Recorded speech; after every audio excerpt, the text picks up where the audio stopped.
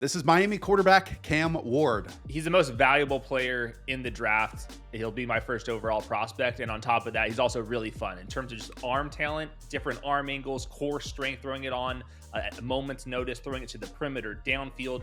He's got all the arm talent to get him into that top 10, top 12 quarterback discussion. You see moments of really nice athleticism too. You can get throwing him on the move. On occasion, he'll scramble around too. So in terms of just like the arm talent gunslinger types, he offers a little bit more athleticism on top of that. 95th percentile EP per play. And on top of that, I thought he was a really fun watch. He is an arrogant passer. He's ambitious. He's confident. I'll focus on the positive end of that because I do think there's some negative connotations to some of those, and I'll bring up some of those plays a bit later on. Just like the second, 3rd and 10 that he had this past season at Miami. Florida is in like a single high look, pressing wide receivers on the outside. Ward, as almost all NFL style quarterbacks do, holds that middle of the field safety for just a moment and then just totally rips it. 25 yards, posted stamp over top of the trailing corner and before the safety can reach the sideline. And to me, you see those types of layered shots all over the field from him. And the other part of that confidence is his ball handling, and it's against pressure and willingness to hold onto it until that final moment. He extends extended plays, and it gives his receivers every shot to break free and get open down the field. And as you talked about, he has the arm to attack basically every single blade of grass on the turf. Yeah, his delivery is really quick, and you see that in the RPO game. I think that the quick game for Cam Ward is going to be really good, and you can see him just like get the ball out and screens like really well. Obviously, that doesn't mean like that much, but what you also see that is on those second layer throws where even if he's just a tad late on them, he can get the ball out in an instant. To me, all those throws over the middle and to the sideline, he throws like on a missile instead of like a lot of touch. Like he's just wanting to show off that arm strength at all times. And to me, when he's like maneuvering in the pocket, he's just so smooth. Like he's like suave with it. And you can kind of see this like just kind of fun that he's having out there. Sometimes he gets almost like too relaxed. And I think that is one thing that is Yes. just an interesting watch with him is the footwork and just the lackadaisical of it all makes me a little bit nervous, but at the same time, it does seem to keep him a little bit in rhythm in the flow of the game. And for the most part, it didn't really impact him in the negative play department too much. But it is an interesting watch, just like looking at that and like how loose he is with the football inside the pocket. But at the same time, he still is able to make every throw in the playbook. I disagree with some of what you said, but let's put a pin in that for a moment because I just want to outline who Cam Ward is, as a player. 6'2, 219 pounds. I think it hasn't been mentioned enough that he's the NCAA's all-time leader in passing touchdowns for his career throughout the entire tenure of the NCAA. I mean, he was a zero-star recruit coming out of a run-heavy high school offense where he averaged, I think, around like 12 passing attempts per game in high school. So the only scholarship offer that he got was at Incarnate Word, spent 2 years there, then transferred up 2 years at Washington State, where he played with Kyle Williams, as we talked about in his profile. And then he finished this past season at Miami after actually declaring for last year's draft and then withdrawing his name. And based on what we're just talking about with, the confidence that he brings, the arm that he has, I think people are just going to ask the question of, well, how is he at reading defenses? And to me, I thought he did a really nice job of moving off of the man side to beating coverages on the zone side. And that's a lot of what passing concepts are, both in the NFL and the college level, that if you're able to recognize pre-snap, then you can move off of that. The issue with Miami is that they were 116th in college football this year in shift and motion rate percentage at 43.5% of passing down snaps. So oftentimes he was having to make that decision based on what the coverage looked like post snap rather than pre snap. So like he would see an out route from the front side and then move over because that was bracketed to an in breaker on the backside or a slant on the front side to a deep post over the middle of the field on the backside. So again, I think at the NFL level, he'll be even better at recognizing that because his offensive coordinator, his play caller is going to give him those tells pre-snap and that he's already able to process that at the college level to me in the times that he was asked to do it because this was, RPO heavy offense at Yep. times. I really took a lot of positives from that. Yeah, definitely. So I think that the ball handling in the RPO world is definitely going to be a plus for him. You don't see like that much under center from him. I think there could be a little bit of a transition period, especially if he's going to be going to the Titans, which if this is a Joe Burrow-esque offense, it's like not exactly how Cam Ward was playing. He's a way more loose than what Joe Burrow's, which is like super structured. So it'll be interesting to see the fit, assuming that he does go to Tennessee. I thought that his anticipation, there was definitely some really good reps with it. I also thought there Yeah. were some times where he was a little bit blurry, a little bit tardy with it. And then in college, he was able to bail himself out because the arm talent was so good. But at times, there was also some like deflected passes, some turnover worthy plays over the middle of the field where I wonder if in the NFL, some of those become actually like a little bit more of a negative than what we saw in college. And I think that for the Tennessee Titans, they're just going to be begging him to play a little bit more in structure, get those feet on target a little bit more than what he was doing in Miami. Yeah, the anticipation throws mostly to me were outside the numbers, and that makes sense. You know, you have a big vertical clear out, love of the game route, and then a bunch of these Restrepo outside breaking routes to Yep. a bunch of space in the field side of the field. And yeah, I mean, you saw him throwing the football as or just before the wide receiver was making his break, and you love that. And then I also saw him recognize, you know, some zero looks, some pressure looks up front. There's a play versus Florida State on 3rd and 10 that the Seminoles shifted into a zero look. He saw it, he pointed it out.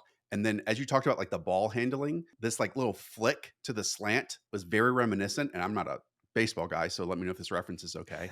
A shortstop turning two, you know, Yeah. it's like this easy flick that gets there in plenty of time. And yeah, man, he throws with awkward arm angles Yep. constantly. It's on the move and it's really to complete some really cool conversions. That kind of arm angle reminded me very much of like when Kyler drops it down to his hips, albeit obviously Cam Ward's about 4 inches taller and just a bigger dude, but just their ball handling was very, very similar to me. But yeah, he got super casual in spots. And Really so casual.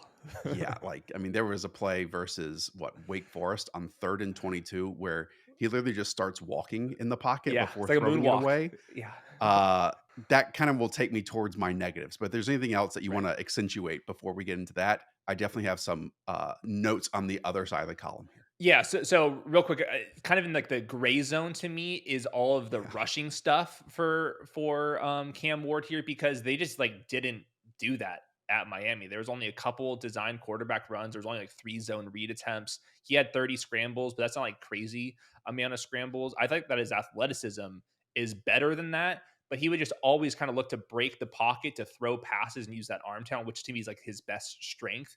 But I do think there's a chance that he can run a little bit more. He is definitely going to be more in the tier two, tier three rushers, more like average to maybe slightly above average rather than a total game breaker. And I think that takes him out of the conversation from like the rare top five, top six quarterbacks in the league, where to me his path is closer to the Kyler Murray, the Jordan Loves, maybe Dak Prescott, Bo Nix, like kind of in that territory. But there's a lot of Kyler Murray to his game. The difference is Kyler Murray was way more involved in the rushing department, and then also Cam Ward, I thought can see over the middle of the field a little bit better. And I think that his just arm strengths maybe just even a little bit better in terms of just velocity over the middle than where Kyler Murray is like throwing these huge, more like Russell Wilson moon balls to the perimeter, which I think Cam Ward can do. But Kyler Murray was definitely one of my comps watching him. And I think that's a pro and a con because Kyler Murray is like at times been a top 10 quarterback and at times hasn't been. It can be high variance, and I'll get into that in a moment. And Jordan Love is another one of these guys who, you know, is just willing to hold on to the football and Yep. then rip it with arm strength down the field and kind of plays the position very different than most out there. I want to bring up that word arrogance again. And Yep. it's a gray area. It's a great point that you and term that you brought up because this is like the high variance nature to his game. It can lead to awesome plays, but then also some like really terrible ones that when they are terrible, they're like, oh shit, that kind of looked like Will Levis to me. Of why did you make that decision and why did you make it get to that point and why not just live for the next down? He has a number of those I felt going back to this year. But something that also popped up to me was how deep he dropped back. Like he dropped 22 yards deep when his team was in the red zone on 2nd and 10 versus Florida and just kept drifting and drifting and drifting. He dropped 18 yards deep versus Cal versus like a really, really slow 4-man rush. He dropped back another 15 yards versus Duke and then threw an interception on that same play. And the reason it stood out to me as a major negative, and I bring up that drifting, is because he is super impactful when actually climbing the pocket and Hmm. scrambling. Like, I would more often rather him plant that right foot and rip it, or plant that right foot, work inside of that muddied pocket, or plant that right foot and climb, because when he does, it's like Yep. awesome stuff. Just this drifting element and this casual nature to it, that's going to come back to bite him in the NFL.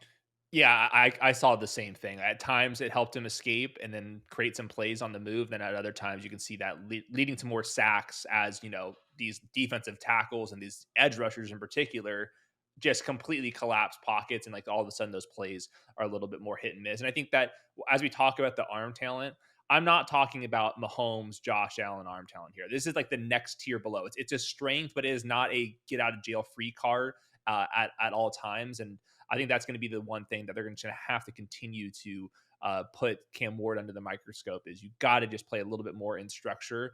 Just because I think some of these plays in college are just not going to translate all the way. What do you see as a runner? Because like that was like the one thing because you talked about you want to see him step up instead of Yeah, kind of running around and stuff. And I think that there's a couple opportunities where I want him to step up and actually scramble, and it's something totally. he did on occasion, but not all the time. And like that's something Right. that I really value in the NFL, and I just don't know what And to do with him. yeah, anytime in his brain he's like, this is a good idea to drift back 17 yards. Why not just go forward in the Right. pocket? Like, Right. it's like when we all played Madden in sixth grade and we thought like the only way to buy time was to go back and back and back. Yeah. And Yeah. it frustrated me because that wasn't the only thing that he did. Because when he did play with like proper footwork and proper timing, and look, I'm not saying this is every single series or even every single game, but like you just do not see quarterbacks do that. And when they do, sometimes it's on third and 10 when there's literally nothing else they can do. And then they just throw the football away. Some of his were on first and 10, some of his were on second and 10, and some of his stuff was in the red zone. And actually, the red zone stuff,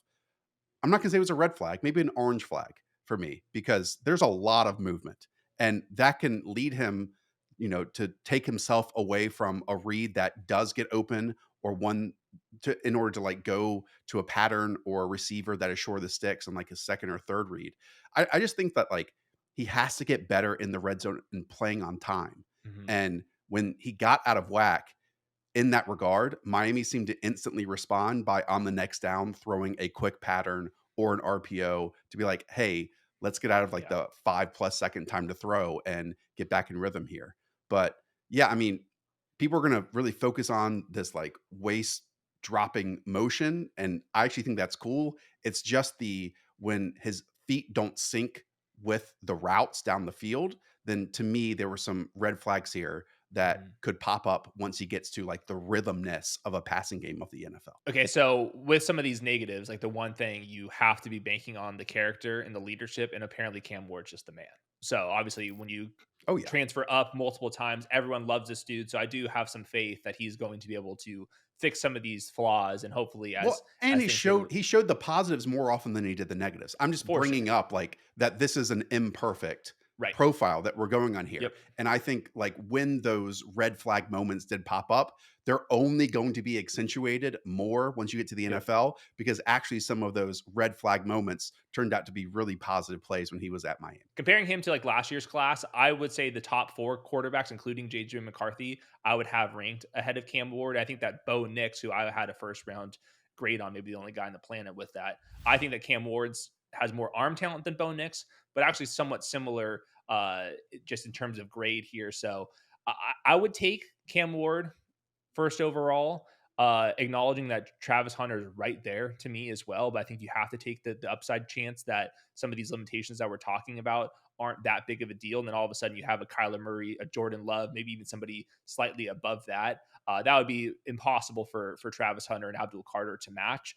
So I would be willing to roll the dice with that. What about you? First overall, like do you like would you take him there? I know it's like not a comfy, it's like not a guarantee like we're talking about with Jaden and Caleb and Drake May and stuff. But if you're on the clock for the Titans, is it Hunter or is it Cam Ward? No, I mean, I think Cam Ward is absolutely worthy of the number one overall selection. I think Travis Hunter is the most talented player in this class, but with how the Titans are set up actually, and you can't say this about the number one pick in each of the last 2 years, with actually an offensive line in place that's going to give him a chance series in and series out, then that's a great situation to go into. Do you mind if I just unleash a few stats here? Because I Please, just brought hit a me. few to the show Yeah. and tell. Again, Miami led college football in explosive play percentage this year at 21.8%.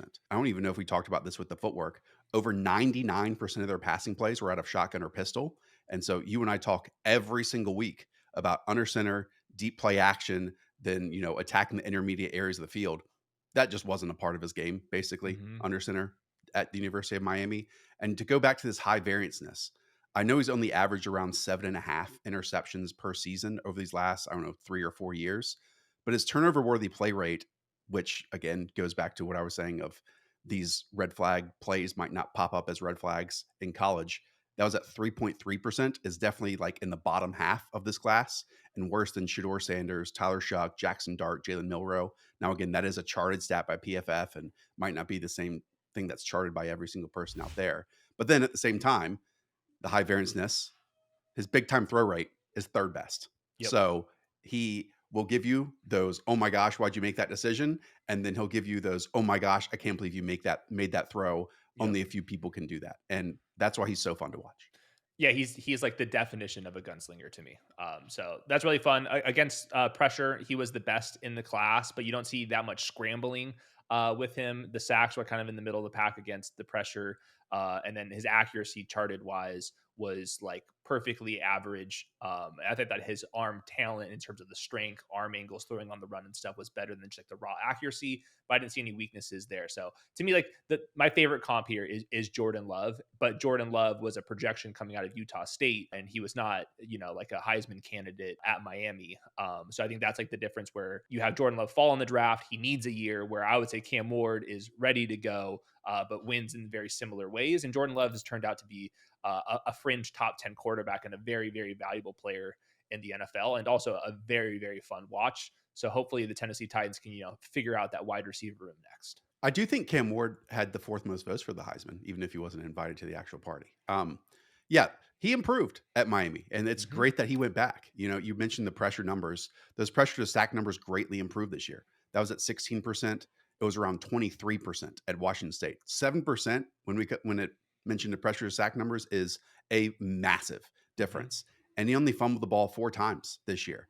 But then with the Cougars at Washington State, it was 14-9 in 2 seasons. So I am just latching onto this past season, what we have most seen recently, because if you do go by some of those, third and fourth year at the college level, some of those numbers are way more concerning than what we saw with the Yep. Hurricanes. Yep. Yeah, I'm just excited to watch him. He's just really fun. Yep. Either way. Very fun. All right. That does it. As you can tell, you need to go watch another prospect profile here on the channel. We've got tons of running backs, tons of wide receivers, plus full on running back prospect and wide receiver prospect rankings on the channel. So if you're new around here, hit that subscribe button, leave a thumbs up, and we'll check in the next one.